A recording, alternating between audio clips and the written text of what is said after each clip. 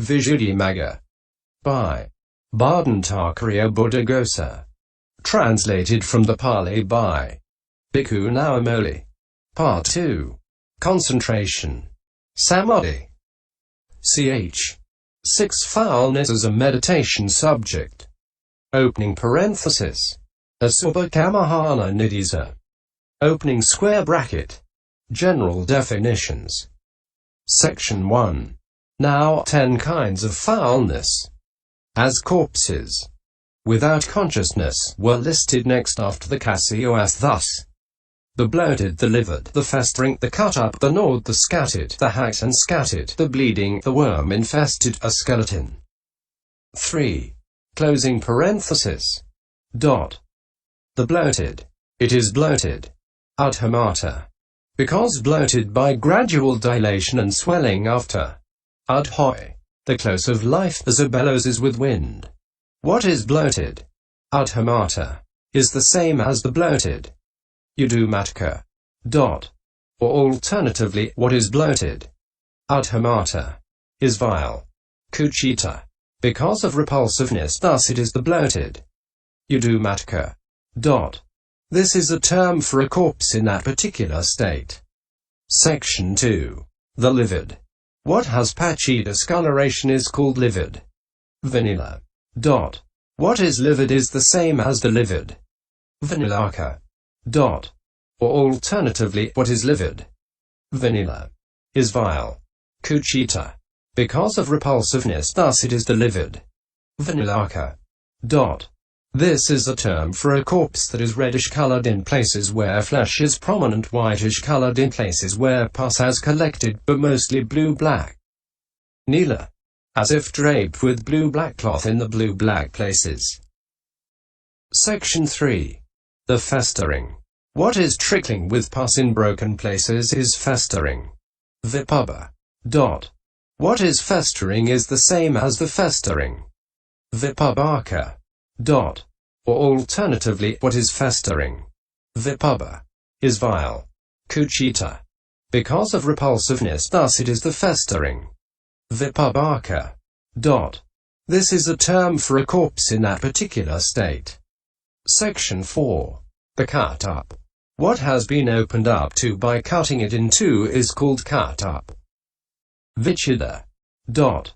What is cut up is the same as the cut up. Vichidaka. Dot. Or alternatively, what is cut up? Vichida. Is vile. Kucchita. Because of repulsiveness, thus it is the cut up. Vichidaka. Dot. This is a term for a corpse cut in the middle. Section 5. The gnawed. What has been chewed here and there in various ways by dogs, jackals, etc.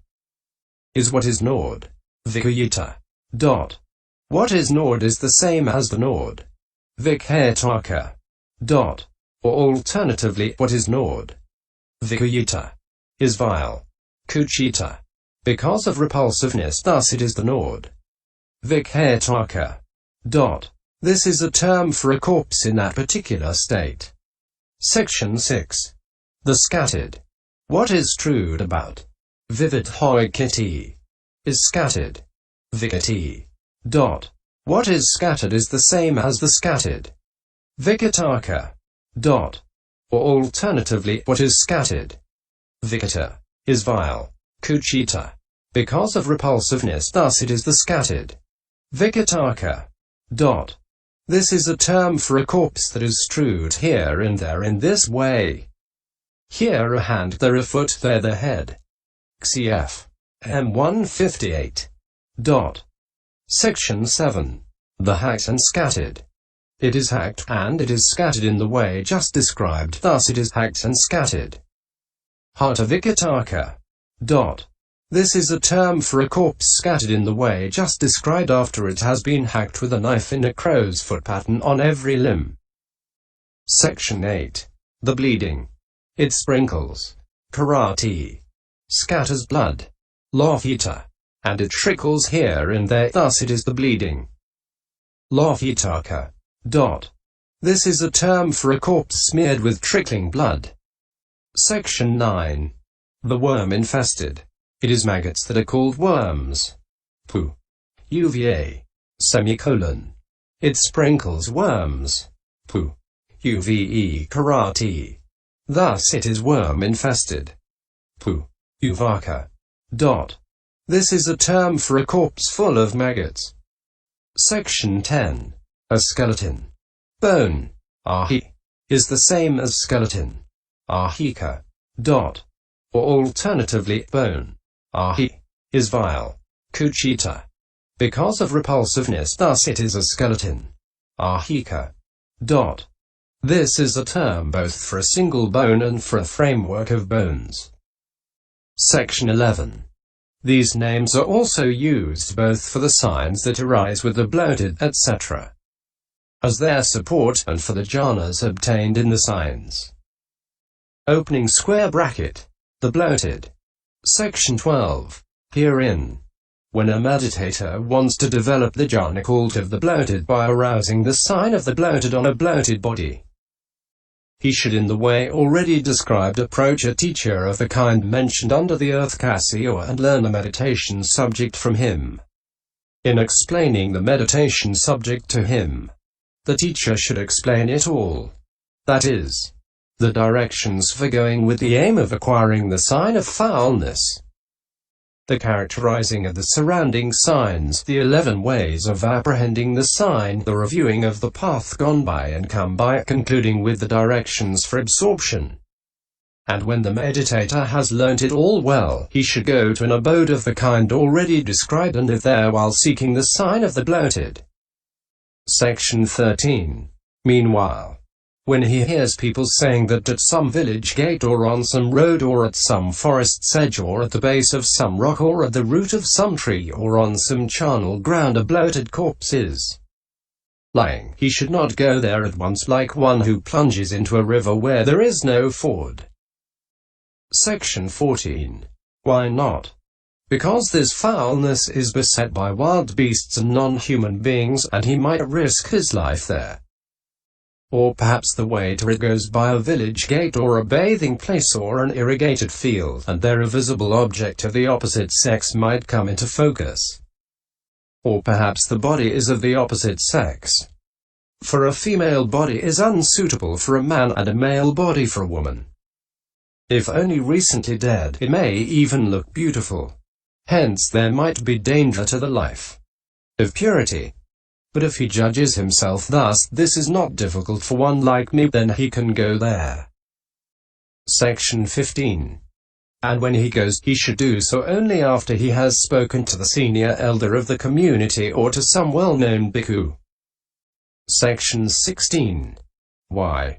Because if all his limbs are seized with shuddering at the charnel ground, or if his gorge rises when he is confronted with disagreeable objects such as the visible forms and sounds of non-human beings, lions, tigers, etc., or something else afflicts him, then he whom he told will have his bowl and robe well looked after in the monastery, or he will care for him by sending young bhikkhus or novices to him. Section 17. Besides, robbers may meet there thinking a charnel ground a safe place for them whether or not they have done anything wrong. And when men chase them, they drop the goods near the bhikkhu and run away. Perhaps the men seize the bhikkhu, saying, "We have found the thief with the goods," and bully him. Then he whom he told will explain to the men, "Do not bully him. He went to do this special work after telling me, and he will rescue him." This is the advantage of going only after informing someone. Section 18. Therefore he should inform a bhikkhu of the kind described and then set out eager to see the sign, and as happy and joyful as a warrior noble kasioas, on his way to the scene of anointing, as one going to offer libations at the hall of sacrifice, or as a pauper on his way to unearth a hidden treasure. And he should go there in the way advised by the commentaries. Section 19.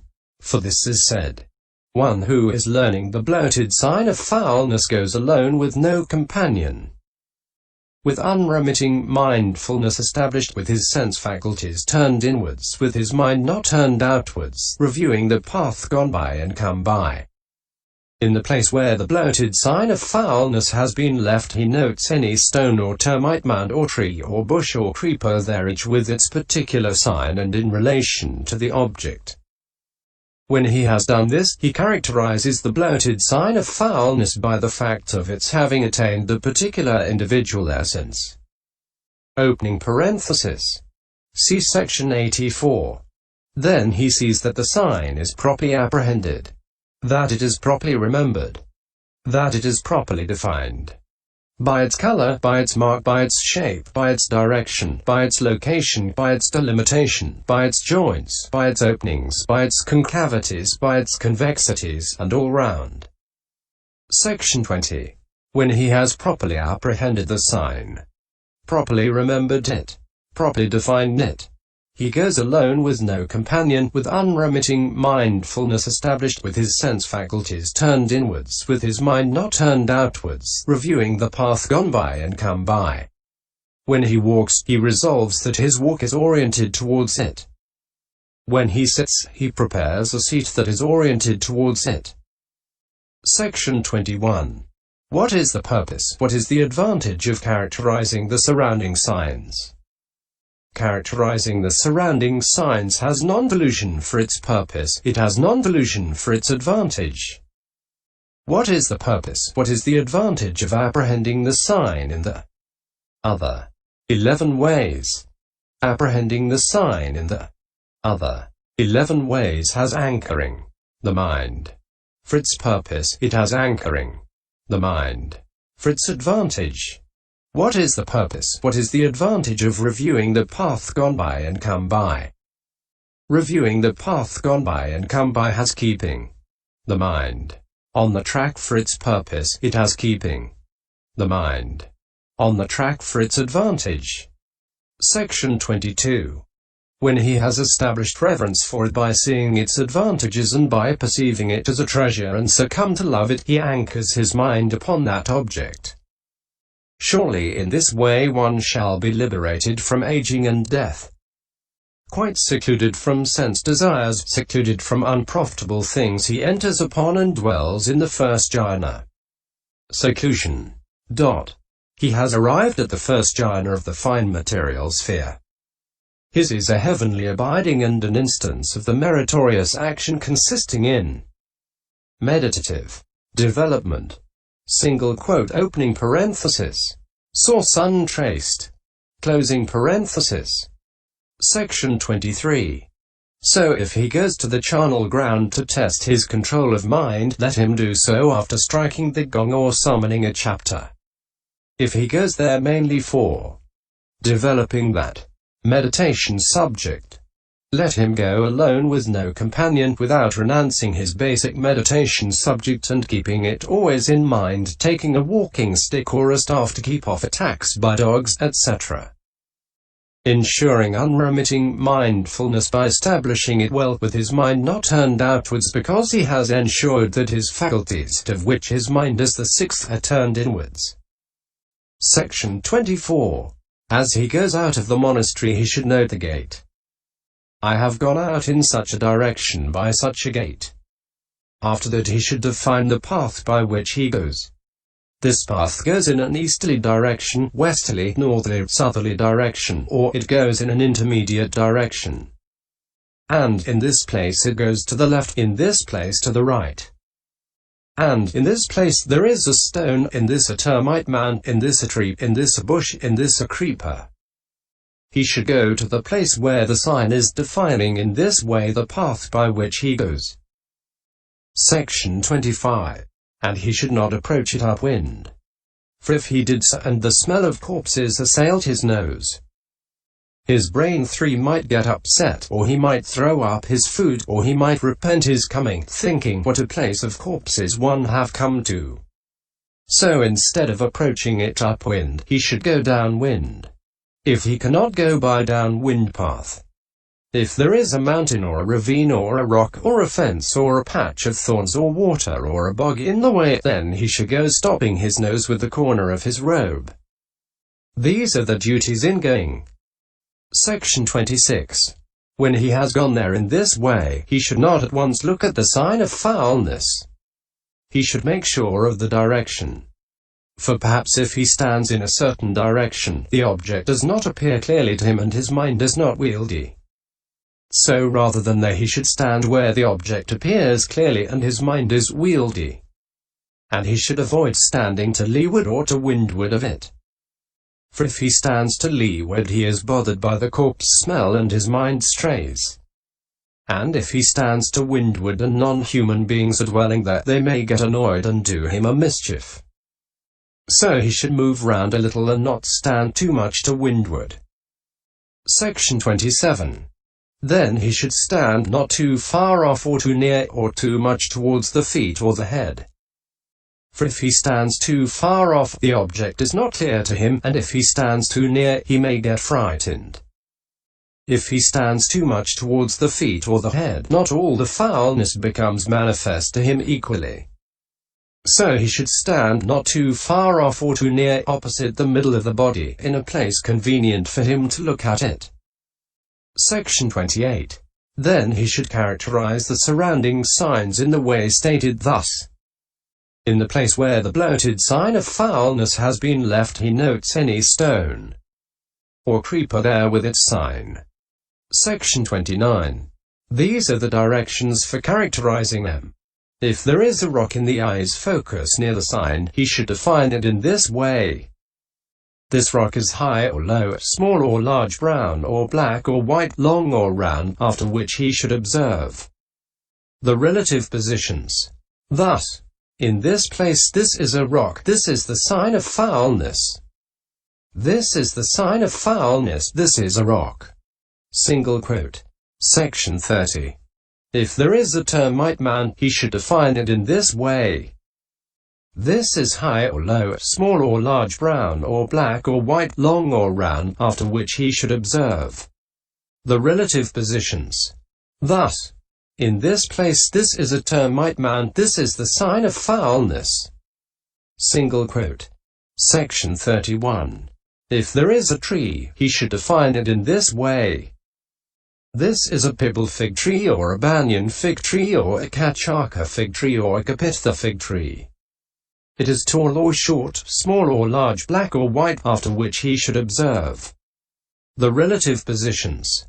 Thus, in this place this is a tree, this is the sign of foulness. Single quote. Section 32. If there is a bush, he should define it in this way. This is a cindy bush or a caramanda bush or a kasioas bush or a uddhumata bush. It is tall or short, small or large, after which he should observe the relative positions. Thus, in this place this is a bush, this is the sign of foulness. Single quote. Section 33. If there is a creeper, he should define it in this way. This is a pumpkin creeper or a good creeper or a brown creeper or a black creeper or a stinking creeper, after which he should observe the relative positions. Thus, in this place this is a creeper, this is the sign of foulness. This is the sign of foulness, this is a creeper. Single quote. Section 34. Also with its particular sign and in relation to the object was said. But that is included by what has just been said. For he characterizes it with its particular sign when he defines it again and again, and he characterizes it in relation to the object when he defines it by combining it each time in pairs thus. This is a rock, this is the sign of foulness. This is the sign of foulness, this is a rock. Single quote.